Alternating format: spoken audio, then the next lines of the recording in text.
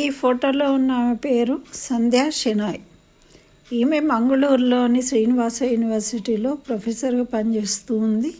అదేవిధంగా principal research సైంటిస్ట్గా కూడా పనిచేస్తూ ఉంది. డాక్టర్ సంధ్య అన్నమాట. అయితే మరి ఈమె ఏం చేస్తుంది అంటే మెటీరియల్ సైన్స్ అన్నమాట.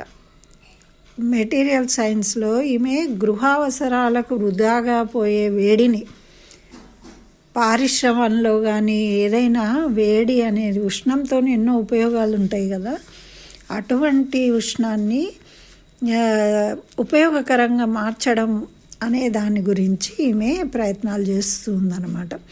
అంటే థర్మో ఎలక్ట్రిక్ పదార్థాలను అభివృద్ధి చేయడం, తక్కువ ఖర్చుతోనే ఎక్కువ ఉపయోగాలు ఉండేటట్టు. అందుకని ఈమె మన ప్రపంచంలోనే టాప్ మోస్ట్ సైంటిస్టుల మొత్తం 2% ఉంటారట. ఆ 2%లో ఈమె పేరు నమోదైంది వరుసగా 3 సంవత్సరాల నుండి కూడా. అంత గొప్ప విషయం కాబట్టి మనం అందరం కూడా ఇటువంటి వాళ్ళ గురించి మన పిల్లలకు తెలియజేయాలి, చక్కగా వాళ్ళను అభినందించాలి. మరి యువకులు ఇటువంటి వాళ్ళ గురించి తెలుసుకొని ఆదర్శంగా తీసుకొని ముందుకు వెళ్ళాలని కోరుకుందాం.